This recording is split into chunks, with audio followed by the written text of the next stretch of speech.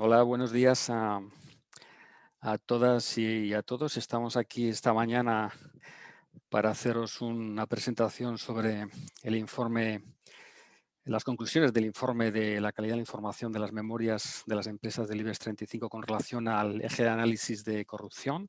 Yo soy Carlos Díaz, formo parte de la Junta Directiva del Observatorio y bueno, os doy la bienvenida a este acto, a todos los que os habéis inscrito, que habéis sido en torno a 150 y a los que estéis ahora mismo en la actualidad pues ya viendo el evento, ¿no? Vamos a hacer un acto que intentamos que sea ágil, ¿no? Habrá una presentación del informe de unos 20 minutos que estará a cargo del responsable, en este caso del eje de análisis de corrupción, que es Eduardo Soria, que hará esa presentación. Después tendremos un debate entre Orencio Vázquez, que es el coordinador del Observatorio RSC y el director del estudio, y Silvina Bacigalupo, que es presidenta de Transparencia Internacional, para hablar sobre estos temas que nos parecen de gran relevancia, ¿no? Os invito a que hagáis las preguntas vía chat para que una vez que acabemos el debate con Orencio y con Silvina, pues podamos recogerlas y podamos establecer pues una conclusión dinámica del acto, ¿no? El informe estará próximamente en la web, probablemente mañana, para que lo podáis descargar y para que tengáis todo el detalle, ¿no? Que se os pueda escapar de la presentación, que obviamente en 20 minutos pues, va a ir avanzando de una manera un poquito más rápida, ¿no? Bueno, ese es un tema que dentro del informe global, que como sabéis hace el observatorio, este año lo hemos parcializado por ejes de análisis y después de haber hecho las presentaciones sobre el informe de buen gobierno y sobre el informe de derechos humanos, vamos a hacer sobre el tema de la corrupción, ¿no? Sabemos que los impactos negativos de la corrupción afectan a muchos niveles, a la economía, a los servicios básicos, a la salud, al medio ambiente o a la vulneración de los derechos humanos, y que la corrupción en los negocios pues, fomenta una competencia desleal, ¿no? Que interfiere claramente en el correcto funcionamiento de los mercados, ¿no? Por lo tanto, parece muy oportuno, ¿no? Que la implementación de medidas que sean correctoras dentro de las empresas, ¿no? Para que se puedan prevenir todo este tipo de actuaciones deberían de ser pues, una práctica fundamental que estuviera integrada dentro de su responsabilidad social, ¿no? Hay muchas iniciativas, como sabéis todos los que están aquí, ¿no? Pero estas iniciativas que tratan de combatir la corrupción a diversos niveles, obviamente hay que establecerlas porque los sectores de trabajo pues así lo demandan, ¿no?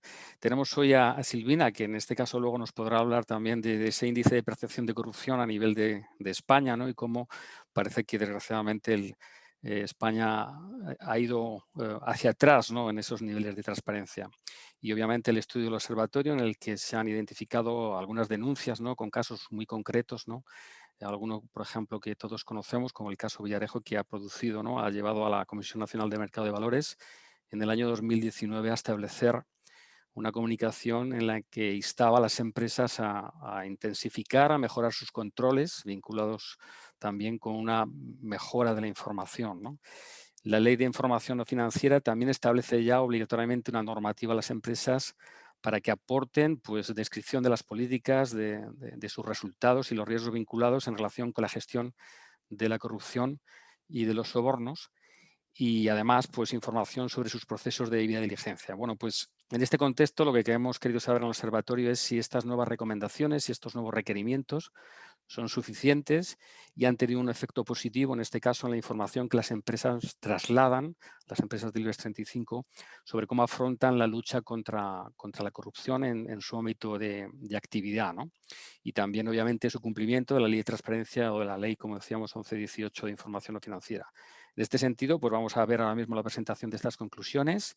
Yo voy a dar paso a Eduardo Soria, que, como decía, es analista del observatorio y, en este caso, del eje concreto que vamos a tratar, para que Eduardo pues, nos haga la presentación. Eduardo, cuando quieras. Perfecto. Muchas gracias, Carlos. Muchas gracias a Silvina y a Orencio también por su participación en el evento. Y bueno, vamos a ver un poco lo que es la presentación. No sé si se está viendo correctamente. Se ve correctamente, Eduardo. Sí, sí, sí. No está en modo presentación, pero se ve correctamente, sí. Vale. A ver si... Vale. En primer lugar, pues bueno, una muy breve referencia a qué hablamos cuando hablamos de corrupción. Bueno, según Naciones Unidas, hablamos de delitos como soborno, malversación, enriquecimiento ilícito, tráfico de influencias, que bueno, más o menos lo que tenemos en mente cuando hablamos de esta temática, ¿no? Precisamente es un tema que está bastante candente, digamos, en la agenda pública por diversas cuestiones, y una de ellas es la inclusión en los Objetivos de Desarrollo Sostenible de precisamente la reducción de la corrupción y el soborno en todas sus formas.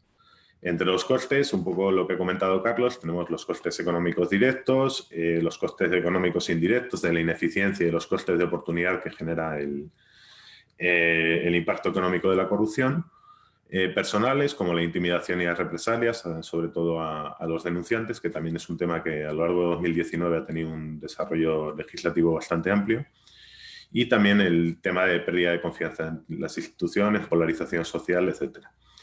En 2019, precisamente, la CNMV instó a las empresas a reforzar sus controles acerca de la corrupción y a mejorar la información pública sobre cómo la gestiona. Esto se traduce posteriormente en 2020 en la inclusión de una serie de recomendaciones en el Código de Buen Gobierno, pero bueno, digamos que el alcance de las mismas está un poco por verse, ¿no? Hasta qué punto supone una novedad. Bueno, en cuanto a este informe en concreto, tenemos en cuenta diferentes aspectos, diferentes variables que pueden constituirse como vías útiles para la lucha contra la corrupción o para afrontar factores de riesgos que deben ser gestionados por las empresas. La puntuación global es de 29,14 puntos sobre 100.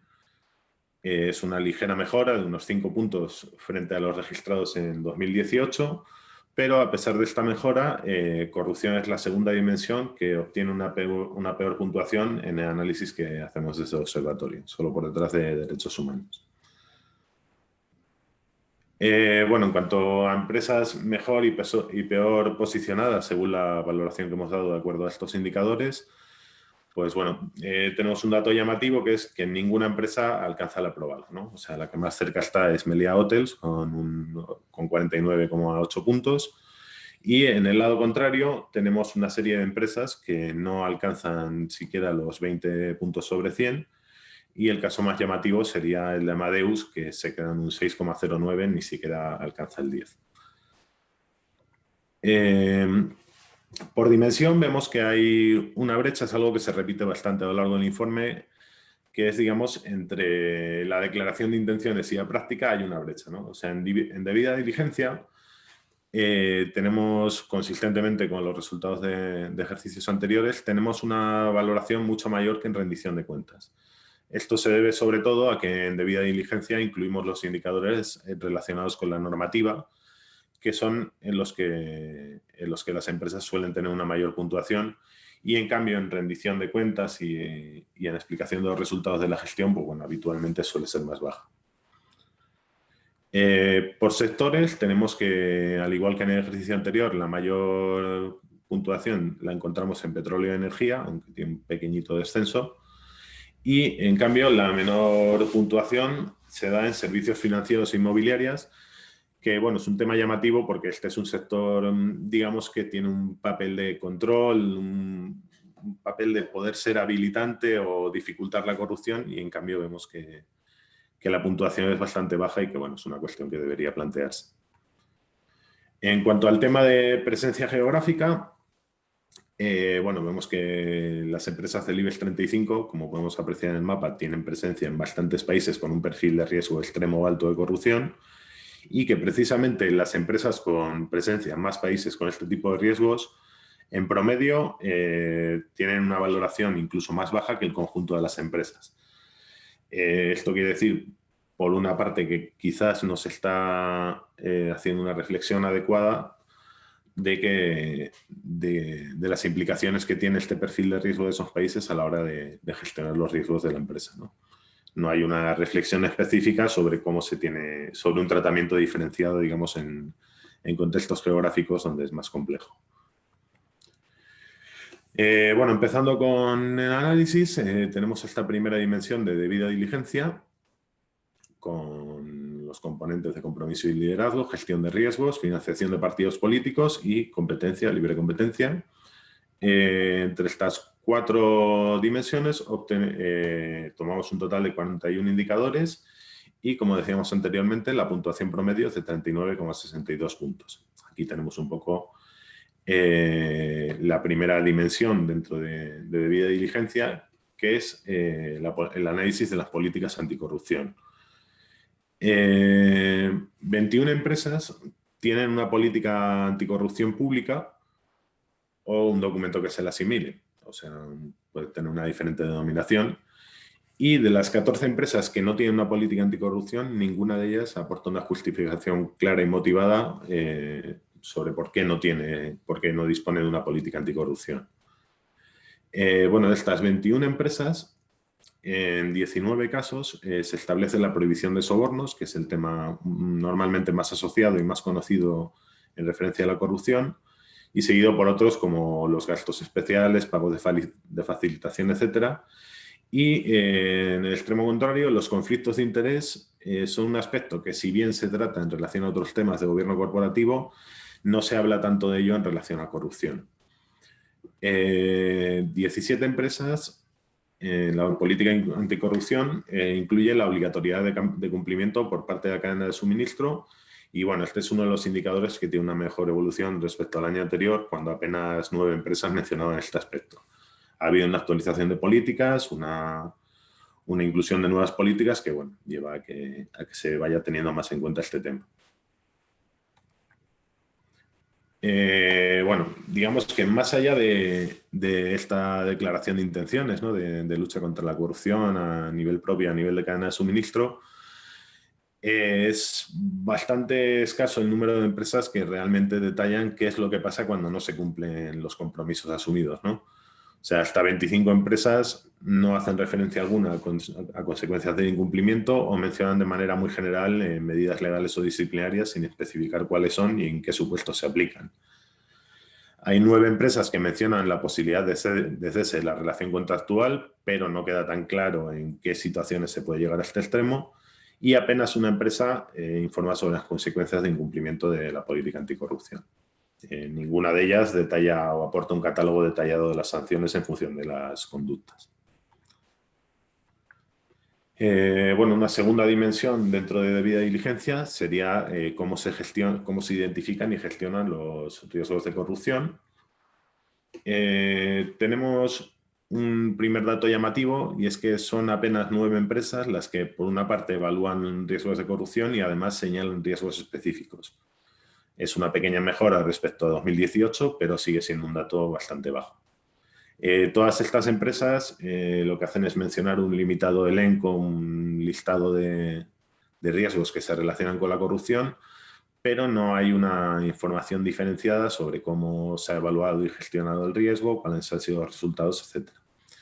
Entre los riesgos de corrupción que consideran las empresas están, por ejemplo, el cohecho o el soborno de funcionarios públicos, que nos mencionan 6, la corrupción entre particulares, también 6, o la utilización irregular de regalos y atenciones, que mencionan 4 empresas. En este sentido, como una mala práctica, podríamos decir que hay 2 empresas que reconocen abiertamente no haber evaluado riesgos de corrupción en 2019. También hay otras empresas que, en este caso, por ejemplo, ACS, ArcelorMittal o Banco Santander, que mencionan que se evalúan riesgos de corrupción, pero no aportan evidencias de que realmente los hayan evaluado en 2019 o cuáles han sido los resultados de esta evaluación, con lo cual un poco pues estamos en las mismas, ¿no? Que no, supuestamente se ha realizado esa evaluación, pero no se pone la información a disposición de los grupos de interés, de la gente que pudiera estar interesada en conocerla.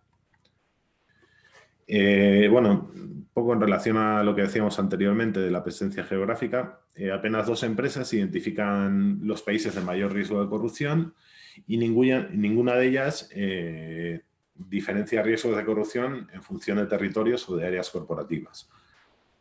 En este caso, bueno, Iberdrola tenemos como una buena práctica que informa del aprovisionamiento de combustible, el tanto por ciento de aprovisionamiento de combustibles y suministros por países según el índice de corrupción de Transparencia Internacional. Y, bueno, relacionado con estos temas, hay algunos que se incluyen que son un poco más de tipo normativo, como por ejemplo el tema de donaciones y patrocinios. 10 empresas informan específicamente de normas o procedimientos para evitar actos de soborno encubiertos, de las cuales 7 tienen políticas específicas en tema de donaciones y patrocinios, en las cuales se menciona temas de control de la corrupción, control de ingresos, de gastos, etc. Bueno, a nivel de cadena de suministro, creo que, bueno, el gráfico es bastante elocuente. Está muy extendido la exigencia de, digamos, de una asunción de la política anticorrupción de la empresa a la cadena de suministro de los socios comerciales. Sin embargo, tiene una verificación de cumplimiento muy escasa, ¿no? O sea, 30 de las 35 empresas exigen este cumplimiento, ya sea a través de cláusulas, a través de códigos de conducta del proveedor o análogos, o sean menciones en la normativa anual, ¿no? En este caso, por ejemplo, Inditex en 2019 aprueba una política de debida diligencia en la que se incluyen aspectos relacionados con la lucha contra la corrupción. Bueno, esto digamos que en el plano normativo vemos que, bueno, hay un reconocimiento formal de esta problemática. El problema es que en términos prácticos apenas 4 empresas declaran específicamente que se realizan evaluaciones específicas en materia de corrupción a proveedores y socios comerciales. Y ninguna de ellas informa claramente de cuáles son las medidas que se han adoptado en base a los resultados de la evaluación o cuáles son los resultados de la evaluación, ¿no? Uno de los temas que tenemos por mejorar es que hay varias empresas que mencionan realización de evaluaciones en materia de integridad, de ética, de aspectos ambientales, sociales y de gobierno, pero no especifican hasta qué punto se incluye la corrupción. O, por ejemplo, otras empresas como Telefónica, que quizás informan de proveedores bloqueados o proveedores con los que se ha prohibido volver a contratar por aspectos éticos, pero no queda claro si es por temas de corrupción o por otro tipo de problemas. Bueno, formación anticorrupción es otro de los temas que se incluyen en debida diligencia y, bueno, vemos que está más o menos extendida, o sea, 23 de las 35 empresas informan de un plan de formación en materia anticorrupción. Que normalmente son módulos en la formación sobre ética o cumplimiento, pero sin embargo, bueno, es más escasa la información por país o sobre el número de horas de formación, que digamos que son aspectos que quedan un poco más en segundo plano. En función de la financiación por partidos políticos, que es otra de las dimensiones de debida diligencia, habitualmente es de las que tienen un mayor nivel de cumplimiento, al menos a nivel formal, y este año pues es similar, ¿no? 23 de las 35 empresas analizadas prohíben expresamente las contribuciones a partidos políticos en todos los territorios donde tienen presencia. De las restantes, algunas no las prohíben expresamente, pero dicen no haberlas realizado. Otras las someten a legalidad y aprobación previa, pero no es una prohibición taxativa. Una las prohíbe solamente en España y 2 mencionan políticas que abordan este aspecto, pero que no son públicas. Si en cambio, si en lugar de mirar a los partidos políticos ampliamos un poco la mira hacia los candidatos, fundaciones u otros organismos adscritos, vemos que desciende bastante, ¿no? Entonces, el cumplimiento se queda en 11 de las 35 empresas. Y, bueno, de las 12 empresas que comentábamos anteriormente que no prohíben contribuciones a partidos políticos, solo 4 de ellas dan datos sobre aportaciones y en 3 de los casos es para decir que no se han realizado durante el año 2019. También en debida diligencia, por último, tendríamos los indicadores de libre competencia, en la que tenemos, en primer lugar, también, de nuevo, un compromiso, digamos, formal contra la competencia desleal, contra las prácticas anticompetitivas, que es algo que hacen 30 de las 35 empresas, aunque solamente 2 tienen una política específica en materia de competencia, específica y pública. Otras 3 mencionan que esta política existe, pero no se hace pública, entonces no podemos comprobar cuál es su contenido.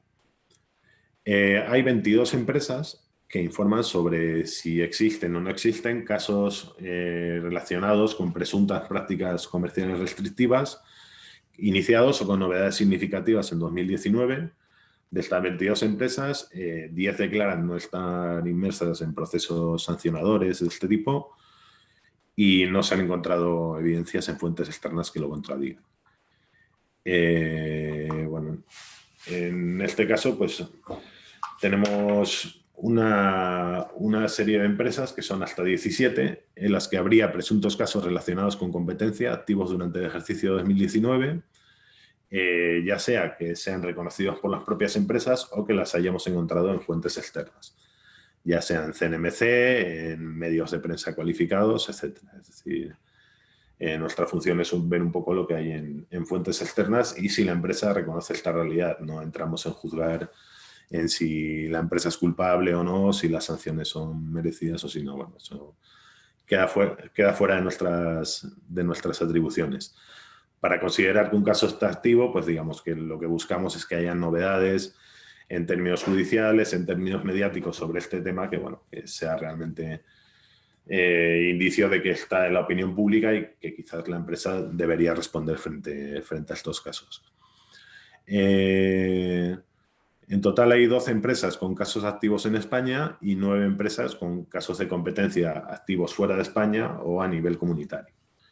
Hay diferentes expedientes de CNMC, por ejemplo, relacionados con temas de eléctricas, de telefónicas, etcétera, que implican a varias empresas. También hay casos de temas de construcción, infraestructuras, tanto fuera como dentro de España, que también implican diferentes empresas. Bueno, ahí tenéis una información bastante amplia en el informe sobre cuáles son las fuentes que utilizamos y bueno, cómo es un poco el estado actual de estos litigios. En cuanto a rendición de cuentas, que sería la segunda de las patas de nuestro análisis, analizamos 3 subdimensiones, que son auditoría anticorrupción, ley de transparencia y auditoría externa. Un total de 13 indicadores con una valoración promedio de 9,68, como veíamos, mucho menor que la de debida diligencia, que está prácticamente un 30 y muchos, prácticamente un 40%. Bueno, un primer elemento de la rendición de cuentas, en nuestro caso hemos considerado la auditoría externa. En cuanto a la auditoría externa, apenas hay 4 empresas que presentan información detallada y desglosada sobre los importes facturados. De ellas hay 23 que solo aportan la información mínima requerida por el IAG, por el informe de gobierno anual de gobierno cooperativo de CNMV. Y bueno, hay otras que tienen un nivel de desglose medio, pero que no detallan cuáles son las partidas de otros servicios, de servicios de asesoría y por ahí, que es por donde se suelen colar, digamos, los que presentan un mayor riesgo para la independencia del auditor. Ninguna de las 35 empresas prohíbe expresamente la contratación de servicios distintos a auditoría. En cuanto a lo que representan estos servicios, en 14 no supera el 10%, pero en el otro extremo vemos que hay 6 empresas en las que esta partida supera el 30%. Digamos que puede comprometer la independencia a partir de esos niveles. Bueno, en cuanto a la relación con los auditores, también vemos que hay varias empresas que llevan muchos ejercicios. En este caso, hay 6 empresas que llevan 10 o más ejercicios consecutivos con el mismo auditor. Entonces, bueno, esto es una cuestión también que se debería vigilar. Otra cuestión relevante es la concentración de la función de auditoría en las 4 grandes empresas auditoras, que, bueno, como ha venido sucediendo en ejercicios anteriores, pues es una situación bastante compleja, ¿no? Ahí vemos que en este caso GVC es la que lidera esta clasificación con 11 empresas auditadas en 2019. En cuanto a la auditoría en materia de corrupción, también encontramos una valoración bastante baja, por lo general. Apenas 11 de las 35 empresas informan de la existencia de un sistema de auditoría en esta materia. 8 de ellas informan sobre quién realiza las auditorías. En todos los casos son áreas internas, no hay participación de expertos externos en este tema. Y ninguna de las empresas presenta datos concretos sobre los resultados de la auditoría y las medidas adoptadas en consecuencia. Un segundito. 19 de las 35 empresas informan de la existencia o inexistencia de incidentes con origen de denuncias, multas o presuntos casos de corrupción. Son 5 más que en 2018. 16 de ellas declaran que no han registrado este tipo de casos en 2019 y no se contradice con nuestra investigación de fuentes externas. Y hay 3 empresas que reflejan todos o la mayor parte de los casos de los que se tiene constancia. En total, hay 15 un poco contrastando lo que dicen las propias empresas y fuentes externas, encontramos un total de 15 que estarían presuntamente implicadas en un total de 28 casos de supuesta corrupción en España o en otros países, y ninguna de ellas informa de las medidas disciplinarias tomadas en respuesta.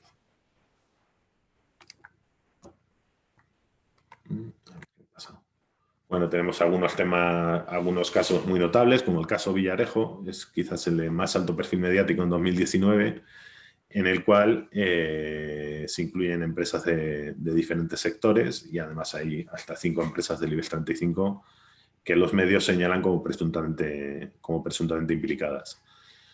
Bueno, tenemos malas prácticas. Por ejemplo, ACS sigue liderando este ranking de empresas con más casos de corrupción, registrando 5 litigios activos. En el sector construcción vemos que es un sector bastante expuesto y en el que varias empresas tienen este tipo de casos. Y en cambio vemos otros sectores como bienes de consumo, en las que las 4 empresas que lo conforman informan que no tienen casos de corrupción y al parecer no los hay durante ese ejercicio. Bueno, finalmente, en cuanto al cumplimiento de la ley de transparencia, apenas 3 empresas cuentan con un apartado de transparencia en los términos establecidos por la ley en su web, y ninguna de las empresas que son sujeto obligado, que en este caso son 24, presenta información detallada y desagregada sobre subvenciones y contratación pública.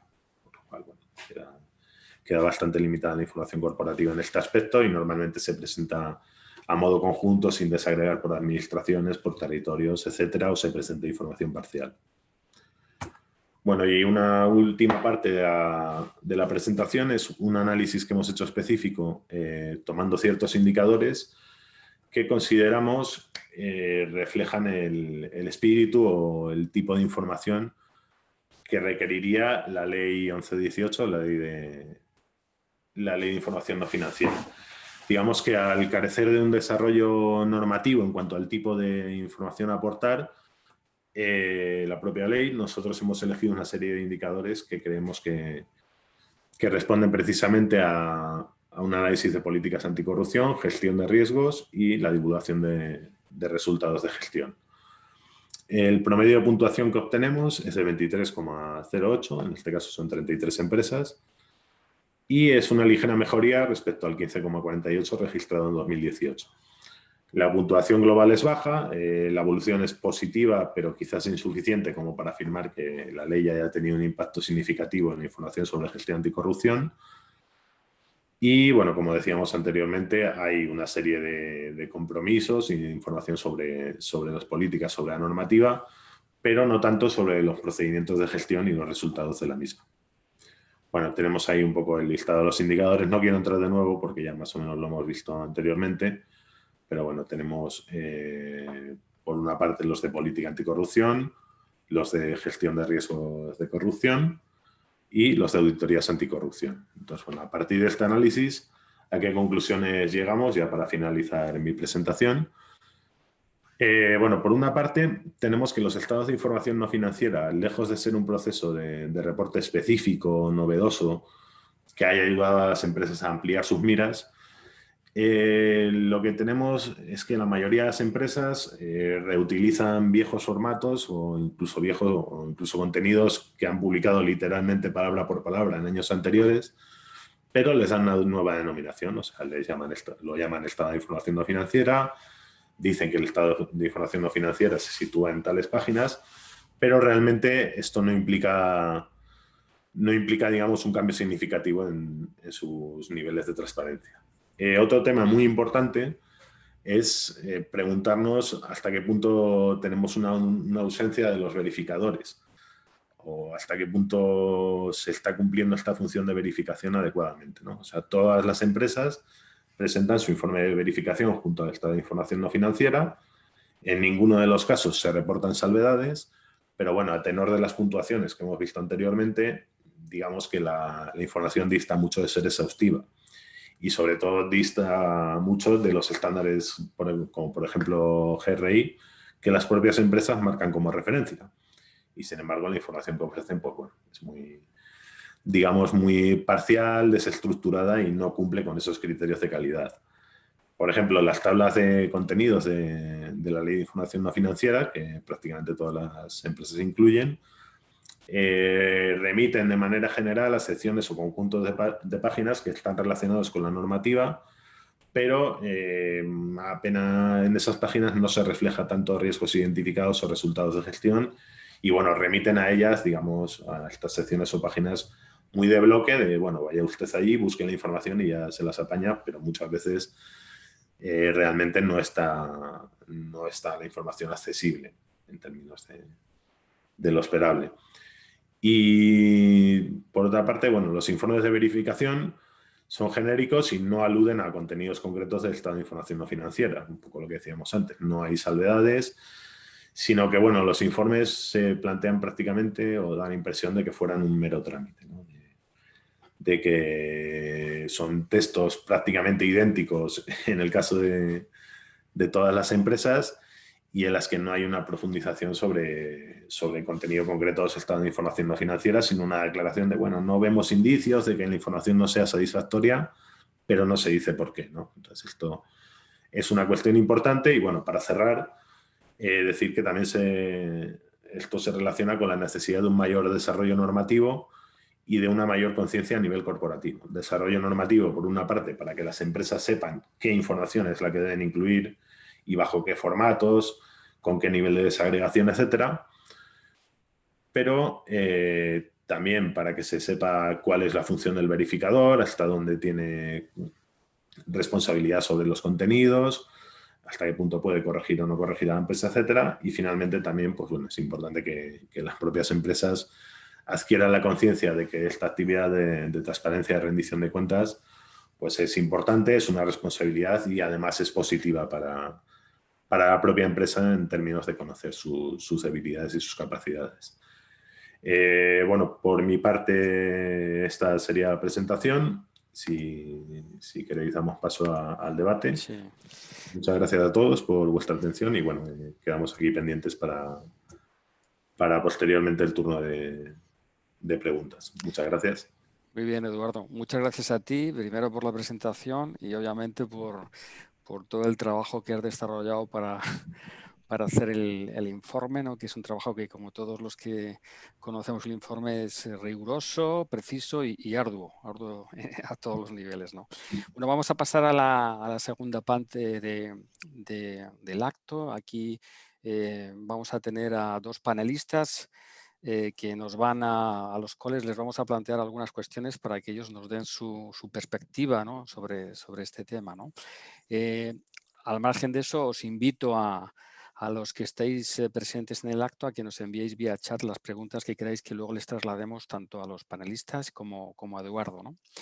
Tenemos a Silvina Bacigalupo, como decíamos al principio de la presentación del informe, ¿no? Que es presidenta de Transparencia Internacional de España, y también contamos con la presencia de Orencio Vázquez, que es el coordinador del Observatorio de Responsabilidad Social Corporativa, amén de ser también el director del informe. Quería primero daros la bienvenida a los dos. Muchas gracias por estar aquí, sobre todo a Silvina, que contamos con su participación especial, y quería plantearos de primeras una serie de preguntas, ¿no? Para que vosotros, desde vuestra perspectiva, ¿no? Nos podáis decir, ¿no? qué opinión mantenéis al respecto, ¿no? Una primera que entiendo que se nos avanza a todos es si realmente, en este caso desde el sector privado, ¿no? ¿Creéis que se está afrontando pues una lucha clara contra la corrupción, o si simplemente lo que estamos haciendo no es asumir una constatación velada de las normativas, dando información y poniendo medios más de maquillaje que reales, ¿no? Esa sería una primera pregunta que me gustaría que pudieseis debatir. Os doy paso cuando queráis a contestar, a cualquiera de los dos. Por ejemplo, Silvina. Bueno, hola, muy buenos días a todos. En primer lugar, quisiera agradeceros muy especialmente la invitación que me habéis hecho para poder participar en la presentación de este nuevo informe que habéis elaborado y que es, como tú decías, pues con una cantidad de cuestiones que creo que dan para muchísima reflexión.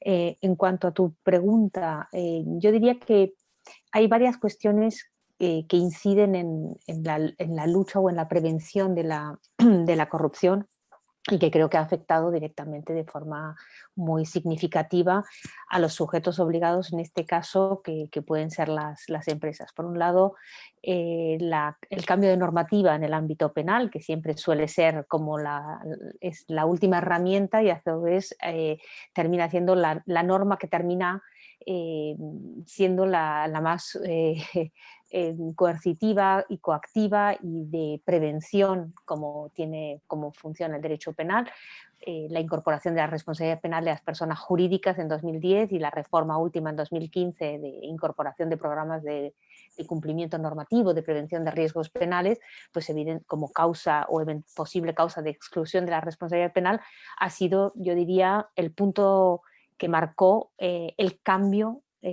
para todo el sector privado en esta materia. En el ámbito de las grandes empresas, la mayoría ha incorporado sus programas de cumplimiento. Está por ver hasta qué punto las políticas que han implementado para realmente poder prevenir estos hechos pues van a resultar eficaces, efectivas a la hora de dicha prevención, ¿no? Los tribunales todavía no se han pronunciado lo suficiente, no tenemos suficientes elencos de casos sobre estos temas, tenemos algunos poquitos, y los que tenemos todavía no estaba vigente la norma de 2015, por lo tanto la exigencia de esos programas de cumplimiento con todas estas cuestiones. Yo creo que en la sensibilidad que hay actualmente en el sector privado no se le escapa a ningún administrador la importancia de la implementación de estas políticas y la mayoría tiene políticas implementadas. Otra cosa es valorar la calidad de esas políticas, si son lo suficientes y logran realmente disminuir los casos. Vamos a necesitar un cierto tiempo para que eso se pueda realmente evidenciar y lo podamos valorar. Creo que el primer paso está dado, es importante, hay un cambio significativo en esa materia y hay además un elenco de normas que complementan no solamente la responsabilidad de las personas del sector privado, sino también aquellas normas que están en relación al sector público, a la contratación con el sector público y por lo tanto son numerosas, ¿no? No quiero abarcar mucho más porque puede dar lugar a muchas más preguntas, pero creo que con esto sería una primera aproximación que creo que en el primer estadio estaríamos por lo menos con un nivel que creo podría estar en la fase de implementación. Otra cuestión es todavía valorar esa calidad de las políticas concretas, ¿no? Y de la efectividad que puedan tener. Muy bien, gracias Silvina. Bueno, vamos a dar paso también a Orencio para que nos traslade algún tipo de opinión. Voy a cambiar la pregunta esta vez, vamos a dejar otra nueva, ¿no? Y viendo que el trabajo que desarrolla Orencio en el observatorio, ¿no? Y la profundidad del mismo con relación a la responsabilidad social es importante, ¿cómo ves tú si hay una interrelación, ¿no? Entre responsabilidad social, buen gobierno y también corrupción, ¿no? Y si la responsabilidad social crees que puede contribuir a esa lucha, ¿no? contra la corrupción. Gracias, Carlos. Muchas gracias, Silvina, por aceptar la invitación del observatorio y gracias, Eduardo, por el ingente trabajo, ¿no? Y la exposición. Mira, yo creo, o sea, parto más que si la responsabilidad social puede ayudar a la lucha y a la prevención de la corrupción, parto de un axioma y es que sin una lucha eficaz para prevenir la corrupción dentro de la empresa, la empresa no puede ser socialmente responsable, ¿no? Porque, como tú comentabas, los impactos no solamente económicos dentro del ecosistema del propio mercado, del funcionamiento del mercado, sino también sociales, medioambientales sobre el territorio, como hemos podido ver con la especificidad de la corrupción en España, que tiene mucha vinculación con el urbanismo y con un impacto en territorio, son tremendamente graves sobre la salud de las personas, sobre el coste directo e indirecto que pagamos como consumidores o como contribuyentes. Es decir, hay toda una serie de derivadas de la corrupción que normalmente pues la óptica es una óptica con un zoom muy, muy cerrado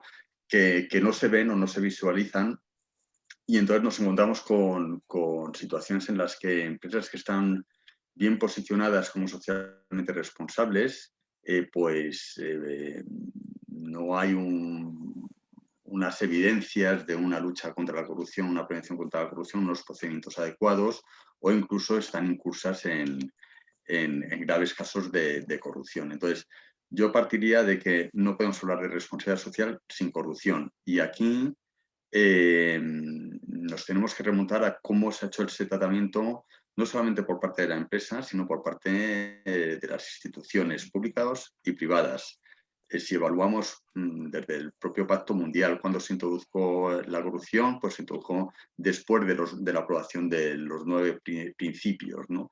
Y si evaluamos la importancia y el peso que tiene la corrupción en herramientas que son universalmente aceptadas y en normas o en iniciativas de organismos internacionales o multilaterales en relación a la responsabilidad social o en comunicaciones de la Comisión Europea, tienen un peso bajo, por así decirlo, en relación con otras áreas que están más consolidadas, como medio ambiente, derechos laborales, gestión de la cadena de suministro, etcétera, ¿no? Entonces yo creo que nos queda una asignatura pendiente, que es posicionar a la corrupción como un elemento fundamental de la responsabilidad social. Si así lo hacemos, la responsabilidad social puede ayudar a esa lucha y a esa prevención de la corrupción. Y es cierto que en ciertas maneras, en cierta forma, en materia de integridad, pues antes de las modificaciones del Código Penal y de la circular de la Fiscalía, pues ya había pues códigos de conducta, normas de cumplimiento voluntario por parte de las empresas que se enmarcaban dentro de la esfera de la responsabilidad social. En relación a la otra pregunta de Macías, la interrelación con gobierno corporativo, o sea, la corrupción, yo creo que independientemente de las cuestiones penales que están muy reducidas a acciones muy concretas como soborno, cohecho, la corrupción hoy en día, por varios motivos, por la interrelación entre sector público y sector privado, que genera nuevas formas o puede generar nuevas formas de corrupción, los efectos que tiene, por ejemplo, el incumplimiento de las normas de competencia sobre el impacto económico, sobre el impacto en el mercado, etcétera, etcétera. Formas o actitudes que, si bien no están catalogadas dentro del Código Penal como corrupción, generan ese abuso de poder, ¿no? Que es la definición últimamente más aceptada, en beneficio propio.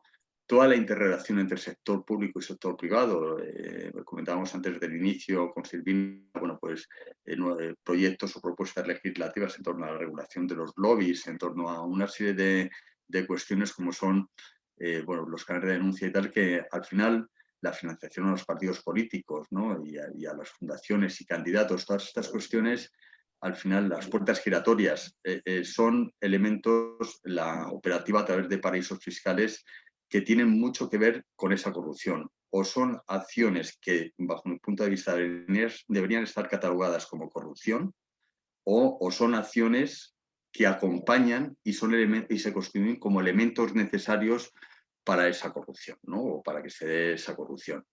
Entonces, yo creo que tenemos que avanzar en una visión, o sea, por un lado, tratar la corrupción como un fenómeno en sí mismo, como un fenómeno interrelacionado con otras áreas, responsabilidad social y también con temas de buen gobierno. Es fundamental que estos temas sean gestionados a nivel de buen gobierno, que los consejeros independientes verdaderamente tengan capacidad de ejercer esa función de independencia, que haya pues una trazabilidad en quién toma las decisiones. Ahora, en los casos que estamos viendo de corrupción, la respuesta que hay por parte de los implicados es: yo no sabía nada, esto es responsabilidad de otro, ¿no? Tenemos que tener una norma que obligue a que haya constancia de quién toma las decisiones en cada uno de los casos a nivel de alta dirección y del Consejo de Administración. Es decir, faltan toda una serie de derivadas que no están contempladas en ese foco que tradicionalmente hemos considerado como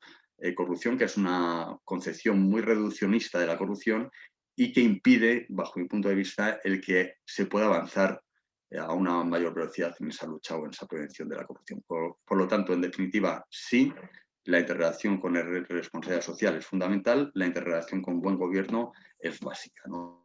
Sobre todo, bajo mi punto de vista, los aspectos de gobernanza son aspectos fundamentales en la lucha y en la prevención de la corrupción. Gracias. Bueno, os lanzo una pregunta a los dos, ¿no? Y tomando un poco también el comentario que acabas de hacer, ¿no, Orencio, ¿no? Me gustaría saber qué medidas consideráis vosotros, ¿no? Según vuestra experiencia y vuestro conocimiento, que serían más eficientes para luchar contra la corrupción en cualquier ámbito, y luego sobre todo de esa interrelación, ¿no?, que tú acabas de mencionar, Orencio, entre el ámbito del sector privado y su correlación, ¿no?, con el sector público, ¿no? Entonces, me parece que puede ser un tema interesante que podáis desarrollar aquí un poquito. Si quieres, Silvina, empezar tú, por favor. Pues muchas gracias también por la pregunta y por la respuesta anterior que ha dado Orencio, que comparto plenamente además, porque no es una cuestión ya solamente de visualizar el campo del derecho penal, pero al final ese es el último, la punta del triángulo, por así decirlo, si lo vemos gráficamente lo viéramos en un triángulo, de la última responsabilidad que puede haber. Pero si miramos hacia abajo, todas las cuestiones vinculadas a la responsabilidad social corporativa pertenecen al elenco de problemas que en definitiva sirven a la prevención de esos posibles, eventuales, futuros riesgos penales que pudieran acontecer. Y perdón por el ruido de fondo. Por lo tanto, veo que ese es un tema, yo no vería nunca jamás responsabilidad social corporativa fuera de los programas de cumplimiento y de las grandes áreas que tienen que estar incluidas. ¿Qué cuestiones serían más importantes para poder, o políticas más importantes? Desde el punto de vista del sector, del sector privado, yo diría que hay las políticas con proveedores, políticas de regalos, los canales de alertas o de denuncias o como los queramos llamar, la política de conflictos de intereses, que son gran parte el núcleo básico que está siempre en el problema de la corrupción, y la de donaciones o patrocinios.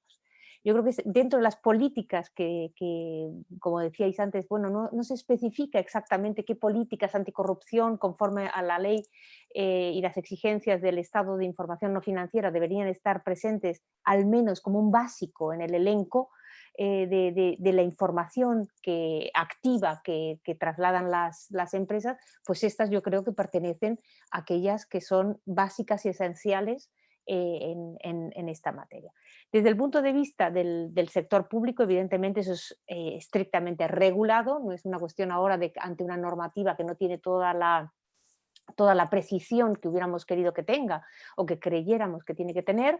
El sector público tiene sus normas y en la ley de contratación del sector público creo que hay que valorar, sin perjuicio de que pudiéramos ahondar en mayores requisitos, pero desde luego el hecho de que hoy exista, tras la transposición de la directiva, un capítulo dedicado a la lucha contra la corrupción y soborno y incluye medidas muy concretas contra la corrupción, que era algo que no existía con anterioridad. El artículo 64, en relación con los demás artículos que lo ponen en conexión sobre la nulidad de los contratos o anulabilidad de los mismos, pues lógicamente tiene una incidencia importante. Y todo eso tiene que estar conectado, es decir, tenemos un elenco, un abanico muy importante normativo que para el sector privado, en sus obligaciones de información activa o en sus compromisos con la transparencia, porque al fin y al cabo, como bien señala el estudio, hay solo 3 empresas que reúnen los requisitos conforme a la ley de transparencia y eso es un dato importante que hay que tener en cuenta y que requiere una revisión importante cuando se afronte la reforma de la ley. Yo creo que es uno de los ámbitos que, por lo menos nosotros lo hemos así manifestado desde Transparencia Internacional, que debería tenerse en cuenta. Es decir, valorar muy bien las obligaciones y las condiciones para ser sujeto activo. Pero sin perjuicio de ello, en el ámbito de la cultura empresarial que la empresa quiere trasladar, no es necesario que exista una obligación legal por la ley de transparencia, es decir, pertenece al ámbito de la cultura empresarial, de las buenas prácticas que una empresa como sujeto en el mercado quiere trasladar a todos sus grupos de interés, a los distintos, porque lógicamente pueden ser los inversores, también son los accionistas, el consumidor, la ciudadanía, que tiene interés también en conocer cómo se configura esa empresa en la sociedad y respecto de la sociedad y de los intereses que en materia de medio ambiente. Por eso entiendo que responsabilidad social corporativa es un punto esencial y no es una cuestión ni de marketing ni de maquillaje, sino es la esencia casi, diría, de la cultura empresarial en este punto, y de ahí la importancia que tiene. Entonces, creo que todas esas cuestiones pues, permiten avanzar en todas las cuestiones de esta calidad de la información, que en relación al informe pues, se ve que todavía es deficiente o muy incipiente en cuanto al tipo de información que se está dando. Yo creo que ahí hay que avanzar un poco. Es verdad que la ley debería ser mejor, que es necesario un mayor detalle de desarrollo normativo, sin lugar a duda, pero si tomamos en cuenta que todas estas cuestiones forman parte de esa cultura empresarial, también ahí está el compromiso que la propia corporación, la propia empresa privada, pues tiene frente a todos sus destinatarios, y por tanto creo que se puede valorar de forma muy positiva aquellos que hacen un esfuerzo muy significativo en otro tipo de calidad de la información que están ofreciendo. Se vincula con otra de las preguntas que a lo mejor puedan salir a lo largo del público. No quiero acaparar ahora más en la respuesta, pero sí que algún otro apunte haré un poquito más adelante sobre algunas de estas cuestiones. Laurencios, ¿tú quieres opinar sobre este punto? El micro, Oren. O sea, como acciones concretas, yo coincido con Silvina. Yo creo que es importante incidir también en los mecanismos que inducen, en eso que Silvina ha comentado de los conflictos de interés, ¿no? Y entonces hay elementos que yo creo que tendríamos que abordar más a fondo, tanto por parte del sector privado como por parte del sector público. Y que he mencionado antes algunos de ellos. Todo el tema del lobby. La información sobre el lobby que se presenta por parte de las compañías es una información muy escasa. Creo que solamente hay una compañía que tiene una política, una norma en materia de lobby. Entonces, el conocer, ¿no? Y el otro día, no recuerdo con quién hablaba, con una empresa, me decía, no, es que aquí el lobby tiene una connotación negativa, ¿no? Y en Europa no. Pero bueno, pues eso nos tiene que dar a reflexionar el por qué, ¿no? Y entonces yo creo que tenemos que ser transparentes. El lobby es un ejercicio que entra dentro de nuestras sociedades democráticas, nuestro Estado de Derecho, pero tenemos que saber qué es lo que se está planteando, qué es lo que se está negociando por parte de ciertos poderes que tienen mucha capacidad para el ejercicio de ese lobby, ¿no? Entonces yo creo que el tema del lobby es fundamental. Otra de las cuestiones es el tema de las puertas giratorias. O sea, yo creo que ese tema que es muy abordado, y en las puertas giratorias normalmente también se va a la mancha gris, ¿no? Al político o al expresidente del gobierno, al exministro que se ha ido a trabajar a la empresa y tal.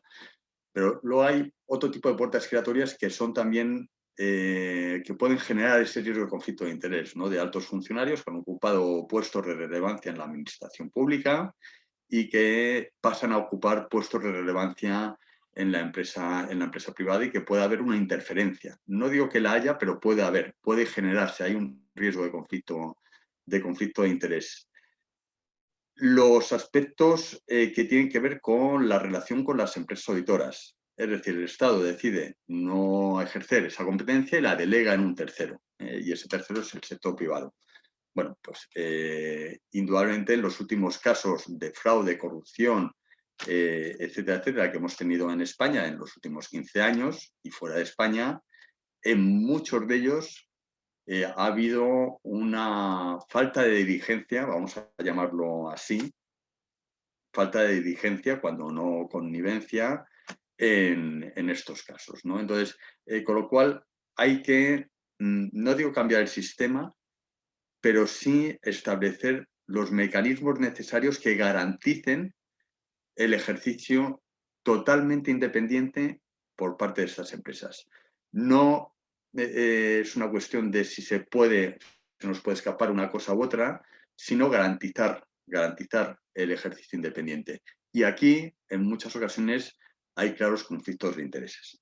Cuando se dan diferentes servicios, esos servicios tienen un montante importante, hay mucha competencia por quedarme con el cliente, etcétera, etcétera, y cómo los informes de verificación de información no financiera, pues al final eso lleva una salvedad al informe de auditoría. Es decir, hay también un riesgo de que se generen esos conflictos de interés. Entonces, la independencia de los consejeros que comentaba anteriormente es un elemento fundamentalísimo, porque es el primer mecanismo, el que está ahí en el Consejo de Administración.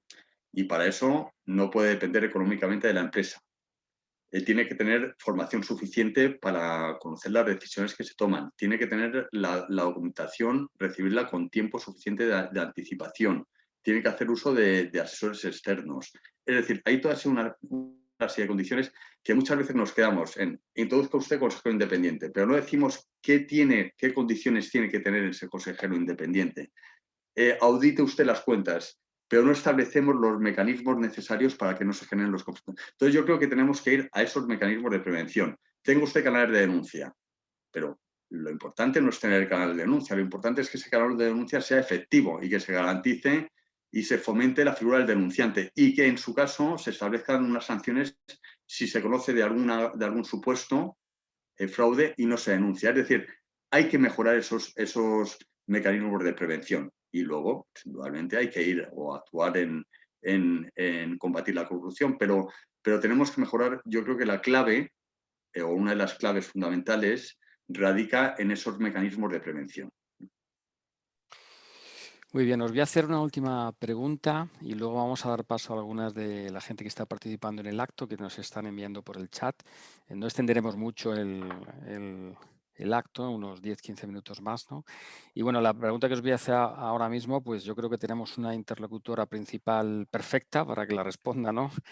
Porque tiene que ver con, bueno, con la posibilidad de que consideremos la transparencia, obviamente, como una herramienta útil para luchar contra la corrupción. Y en ese sentido, pues el trabajo de transparencia, que quizás nos puedas también trasladar alguna idea, Silvina, de lo que estáis ahora haciendo, ¿no? Puede ser importante. Entonces, os lanzaría esa pregunta, ¿no? Si la transparencia es el mecanismo esencial, ¿no? para luchar contra la corrupción. Bueno, muchas gracias por la pregunta, Carlos. Comparto nuevamente y retomo con las cuestiones que antes contestó Orencio, porque comparto plenamente también lo que él ha respondido a la pregunta anterior. La transparencia como herramienta, pues yo diría que es mucho más que una herramienta. La transparencia es un principio de gobernanza, un principio que está en la buena gobernanza y que requiere tener también un previo concepto de qué entendemos por transparencia. Si pensamos que transparencia es meramente un panóptico, una casa de cristal, unos techos de cristal, es decir, desde una perspectiva pues muy visual de lo que debe ser la transparencia, pues será difícil acotar cuáles serían las mejores prácticas en ese sentido, porque el escenario sería extraordinariamente inabarcable hasta dónde podemos ser transparentes. Si por el contrario, y yo creo que es lo más importante y lo que ha dicho Orencio y lo pondría en esa conexión, entendemos transparencia no solamente como la rendición de cuentas, de las cuentas en el sentido de los beneficios y de los números que tiene una entidad, sino como la explicación de la adopción de decisiones dentro de la empresa y por tanto, una explicación sobre cómo se adoptan las decisiones, en base a qué normas previas se adoptan para saber si, por lo tanto, se corresponden con las normas internas o incluso con el cumplimiento legal, naturalmente.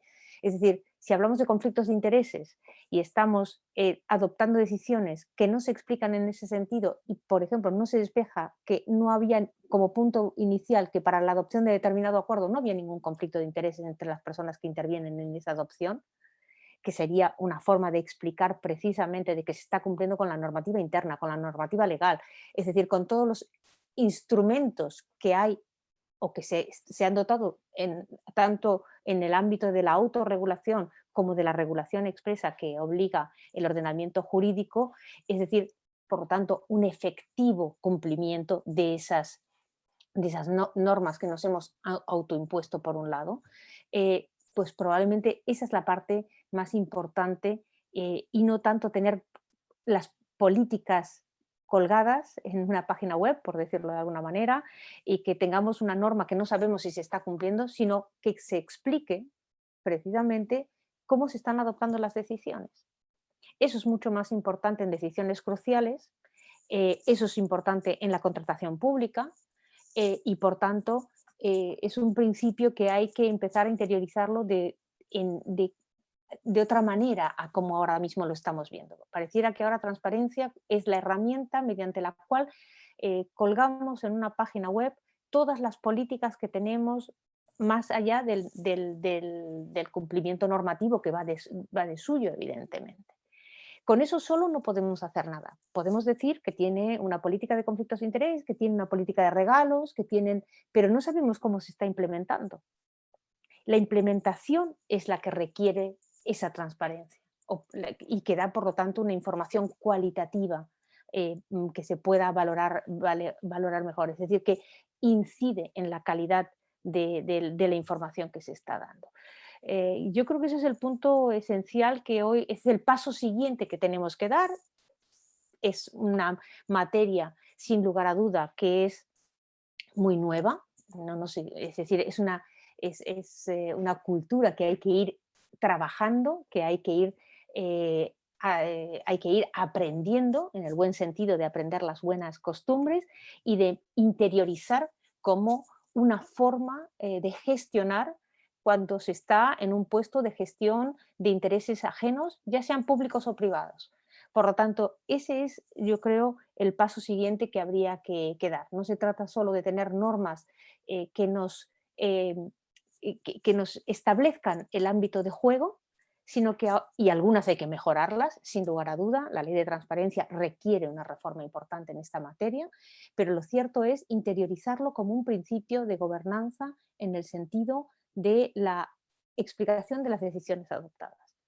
Y eso creo que puede dar una mayor confianza, que es para también es decir, no solamente es para prevenir la corrupción, sino para restablecer también la confianza, por un lado en las instituciones cuando son públicas, pero también en la actividad del sector privado. Ha sido un sector en el cual se ha visto expuesto de la misma manera que las administraciones públicas a los escándalos de corrupción. ¿Por qué? Porque han sido, en definitiva, dos actores cruciales en estos temas. Y, por tanto, bueno, cada uno tiene que hacer ahora su esfuerzo adicional. Tenemos un marco normativo, pero ahora tenemos que avanzar. Y avanzar es en demostrar la buena implementación que hacemos, interiorizar, por tanto, transparencia como una rendición de cuentas de las decisiones que se adoptan, de cómo se adoptan las decisiones, de cómo se han despejado los conflictos de interés en caso de que los hubiera y, en definitiva, yo diría, del cumplimiento de las normas en este sentido. Por eso creo que es importante hablar de cumplimiento normativo, es decir, estamos hablando de cumplimiento normativo, pero también de cultura empresarial. Es decir, todo esto hace un elenco de muchas cuestiones que hoy creo están cambiando el paradigma de la gobernanza de las exigencias que tiene la sociedad, por un lado, frente a quienes están administrando intereses ajenos, insisto, sean públicos o privados, y por tanto, siendo distintos los interlocutores que se puede tener en una u otra, en otro ámbito, sin embargo, sí que están cambiando los principios y el paradigma de la gobernanza en el sector público y en el sector privado. Muy bien, gracias Silvina. Bueno, tenemos bastantes preguntas. Como no queremos hacer muy extenso más la temporalidad del taller, yo os voy a focalizar una pregunta a cada uno de los tres, a Silvina, a Orencio y a Eduardo. Y a las preguntas que no respondamos os pedimos disculpas, ¿no? Y quizá en otro momento podamos atenderlas, ¿no? Hay una pregunta aquí para Eduardo que nos traslada a José Díaz de Argote, que nos dice... Muchas gracias, Eduardo, por tu exposición tan clara y concreta. Y él pregunta si hay alguna novedad respecto al desarrollo reglamentario de la Ley de Información Financiera a corto plazo, y si hay algún tipo de indicación o exigencia desde la Comisión Nacional del Mercado de Valores sobre la implementación de políticas, evaluación y resultados. Vale, bueno, muchas gracias por vuestra intervención, a José por la pregunta. Bueno, en cuanto al desarrollo reglamentario, por lo menos hasta donde yo sé, no hay ninguna novedad en términos de cuál es la información concreta que deben aportar las empresas o cuál debe ser el formato de reporte o el tipo de desagregación de los datos, etcétera. Entonces, bueno, esto permanece un poco digamos, en esa especie de pequeña nebulosa, ¿no? Como un poco la imagen que tengo yo ahora, disculpad de paso.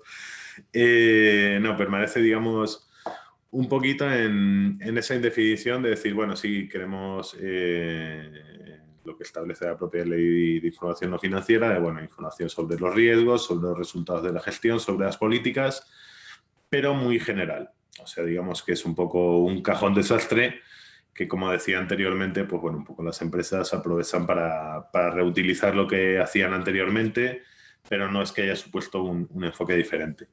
En cuanto a las exigencias, digamos, desde CNMV, comentábamos que en 2019, a partir de una serie de los casos de corrupción más destacados de los últimos años, entre ellos el caso Villarejo, digamos que había hecho como una demanda de ponerse firme, de tener una mayor exigencia de información, una actitud más vigilante frente a las empresas. Después esto se traduce principalmente en la revisión del Código de Buen Gobierno de 2020, en la cual digamos que 3 de las recomendaciones sí están más específicamente relacionadas con corrupción, como podría ser la implicación de la Comisión de Auditoría en los análisis de este tipo, una mayor información sobre riesgos, sobre cómo se han depurado responsabilidades internas, pero digamos que siguen en el plano de la recomendación, ¿no? No es que haya habido mayor información sobre cómo se van a verificar estas disposiciones de CNMV en el futuro. Entonces, pues bueno, seguimos un poco con esta necesidad de aclarar un poco más el panorama en términos de ley de información no financiera y también en términos de implicación de CNMV digamos, en demandar que la información sobre corrupción realmente se corresponda con la realidad que ha afrontado la empresa en ese ámbito. Gracias, Eduardo. Vamos a trasladar también ahora una pregunta literal de Justo Palma a Orencio y Justo Palma nos dice: me sigue pareciendo increíble que la puntuación media esté en 29,14 puntos sobre 100 en corrupción, o en el informe de responsabilidad social la puntuación media esté en 33,62. Si las empresas del IBEX deberían ser el ejemplo para el resto de empresas, y planteo aquí una pregunta, si crees que la ley 1118, el resto de las empresas mejoran su RSC con puntuaciones superiores a las empresas del IBEX sin cumplimiento de la ley y pueden dar ejemplo a estas últimas. O sea, está planteando si la extensión a las empresas de menor calado no pueden ser óbice para que las de mayor calado se sumen al carro, ¿no? Bueno, gracias, Justo.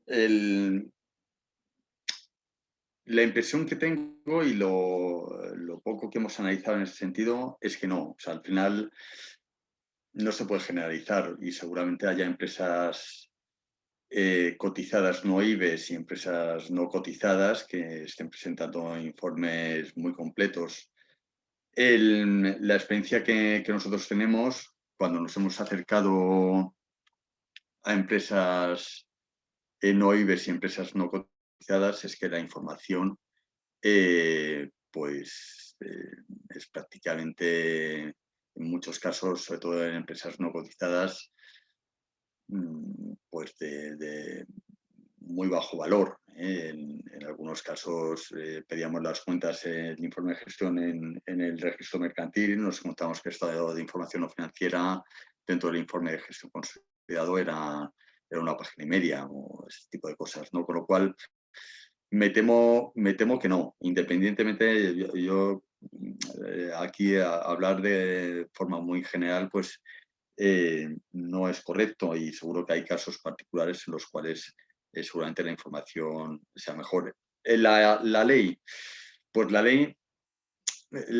nosotros ya tenemos un análisis comparativo de 3 años, ¿no? O sea, de un montón de años, pero desde que empieza a haber normativa. Lo que hemos comprobado es que el Real Decreto no tuvo ningún impacto sobre la mejora de la información, el Real Decreto por el cual se traspuso la directiva, que lo tuvo tramitación parlamentaria porque no era el procedimiento para transponer una directiva comunitaria. La ley es más exigente que el Real Decreto y más exigente que la directiva y tuvo un impacto. Y esa tendencia es una tendencia que se mantiene, un impacto positivo. La puntuación todavía es muy baja, ¿no? No sé la media de este año porque creo que la del año pasado eran 36 y pico. La de este año no te puedo decir porque todavía como vamos presentando el informe parcialmente, pero este año sube también y está subiendo en todas las dimensiones. En el tema de corrupción, pues corrupción es la dimensión que yo creo que tiene o que se le ofrece después de derechos humanos menor atención se le presta menor atención por parte de la empresa. Y en conclusión, pues lo que comentaba antes Eduardo, ahora mismo lo que hay es mucho margen de arbitrariedad. Posiblemente, porque la Comisión Europea es consciente de ello, ya hay un borrador de directiva y hay una propuesta que para el 2024 pues haya unos estándares en las diferentes materias, porque la propia Comisión Europea ha identificado este problema, ha identificado que ha regulado, pero que el espíritu que se perseguía con esa regulación, y por eso las normas tampoco son buenas o malas, si no cumplen con el espíritu para el cual se crean, pues no se había conseguido, con lo cual hay una modificación de la directiva, hay una revisión de la directiva y ahora ya hay un trabajo serio por parte de diferentes instituciones para elaborar unos estándares específicos que hagan que la información al final pues, sea relevante, sea comparable, sea material, es decir, que sirva y es una demanda no solamente por parte de la sociedad y tal, sino hoy en día por parte del propio mercado, ¿no? O sea que desde el punto de vista de los fundamentales del mercado, sin información y la información no financiera, por la repercusión que tienen los intangibles, hoy en día es muy relevante para la toma de decisiones y es muy material, pues hoy en día esa información no se está suministrando de tal manera que sirva para tomar decisiones. Con lo cual, bueno, pues yo creo que la tendencia, y el otro día hablábamos, y ya termino, sobre este tema con un amigo y me decía, ¿pero para cuándo y tal? Y yo decía, mira, en 2005 empezamos los talleres con la Comisión Europea y esto pues se materializará. Yo creo que hasta el 2030 no tendremos esa información que sea más comparable, que realmente sirva al mercado y que sirva como comparativa entre empresas. Y han pasado muchos años, 25 años hoy en día, son muchísimos años, pasan muchas cosas en 25 años, ¿no? Pero son procesos, ¿no? Y llegará. O sea, yo estoy convencido de que llegará. Indudablemente hay que trabajar en ello y hay que presionar y hay que sacar este tipo de informes que en el observatorio lo tenemos claro y tenemos que contraponer, ¿no? Yo creo que un discurso mayoritario y decir, oye, no es necesario avanzar y tal, ¿no? Y eso llegará, bajo mi perspectiva, en el 2030. Bien, gracias, Lorenzo. Vamos a hacer una última pregunta a Silvina y con ello ya cerraríamos el acto, ¿no? Nos la traslada Santiago González, que nos dice, tenemos un caso de empresa española señalada por el Consejo de Derechos Humanos de Naciones Unidas que actúa en territorios ocupados palestinos, en contra de la Cuarta Convención de Ginebra. Su pregunta es si solo puede ser afectada la imagen corporativa de la empresa o si hay posibilidad de sanción a la empresa y al Consejo de Administración pues, por ese señalamiento del Consejo de Naciones Unidas. Pues muchas gracias por la pregunta, Santiago. Es una pregunta muy delicada que requeriría muchísima información para poder dar toda la respuesta que pudiera yo dar en un foro como este. Si me permites, diría que en todo caso las empresas españolas pueden ser sometidas, sin lugar a duda, a responsabilidad y por tanto también sus consejeros o su consejo de administración, eventualmente, si se pudiera, lógicamente, probar adecuadamente todas las cuestiones inherentes a la responsabilidad penal, que en este caso sería penal, porque no habría, estarían implicados los propios delitos que se han cometido o que se habrían cometido en este contexto.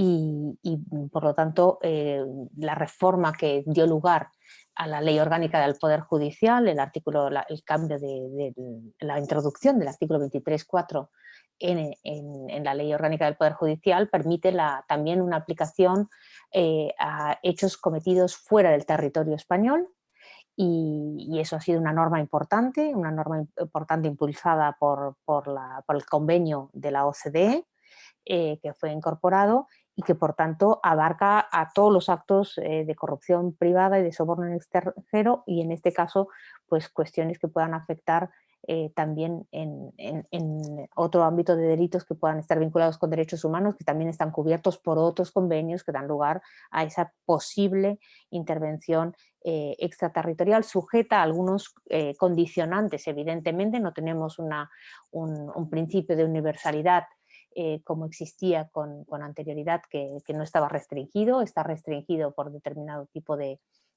requisitos específicos de la propia Ley Orgánica del Poder Judicial, del artículo 23.4, pero esa posibilidad, si se dieran las circunstancias y las causas que acreditaran la concurrencia de dichos hechos y las pruebas, pues podría dar lugar a esa responsabilidad. Eso sin lugar a dudas.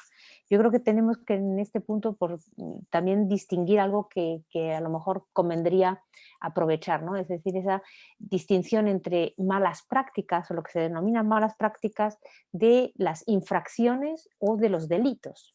Porque ni las infracciones ni los delitos son malas prácticas, son precisamente infracciones o delitos. Y por tanto, eso ya entra en otro ámbito. Cuando hablamos de malas prácticas, pues tenemos que hablar de algunas cuestiones que pudieran ser mejorables dentro de una normativa a lo mejor de voluntario cumplimiento, y que sin duda, como ellas mismas implican, pues requieren una precisión mayor. Pero eso es un punto que, por ejemplo, tenemos todos los que estamos trabajando en estos temas, hacer un esfuerzo importante por trasladar también la diferencia que hay entre una cosa que puede estar en el ámbito de las malas prácticas y aquellas que ya abandonan ese escenario y se sitúan en un escenario ya jurídico muy distinto. Y eso yo creo que es también una cuestión que como consecuencia de este informe me surgía en alguna de las cantidad de cuestiones que ibais manifestando a lo largo del informe, que me parecen interesantes, porque sí que se estaba haciendo referencia a prácticas concretas. Así que bueno, pues agradezco mucho la posibilidad de esta participación, enhorabuena por el informe. Creo que este tipo de informes impulsan también de forma significativa que las empresas tomen conciencia de que deben mejorar en la calidad de información que ofrecen, y creo que es de gran utilidad en ese sentido para todas las empresas, no solo del IBEX, que son las que se han analizado, sino para cualquier otra empresa, incluso las de pequeño tamaño, como bien decías antes, Orencio, que a veces están más perdidas en qué tipo de información o cómo deben aportarla, y creo que el informe en ese sentido pues aporta una valoración de extraordinaria utilidad para todo el sector privado. En ese sentido os lo agradezco mucho y os doy la enhorabuena. Muy bien, bueno, nosotros felicitaciones a ti por querernos acompañar en este acto, por supuesto, Silvina. Yo también quiero agradecer enormemente a Eduardo en la presentación y sobre todo el trabajo que ha desarrollado. Y a Orencio, pues lo que le pido es que siga trabajando de la manera dura que lleva durante todos estos años que está al frente del observatorio. Y a todos los que habéis participado, pues os agradezco vuestra asistencia y os invito a la próxima que hagamos, que espero que no tardemos mucho para seguir avanzando, ¿no? Y seguir intentando que estos criterios vinculados a la RSC pues cada vez se conozcan más, se apliquen mejor y beneficien pues, bueno, pues todas las relaciones que hay entre todos los agentes implicados. Muchas gracias a todas y a todos y bueno, que tengáis un buen día. Muchas gracias y enhorabuena de nuevo a todos. Gracias. Y muchas gracias a los asistentes, que claro, son en realidad el alma de estos actos. Gracias. Gracias. Adiós. Luego. Hasta luego.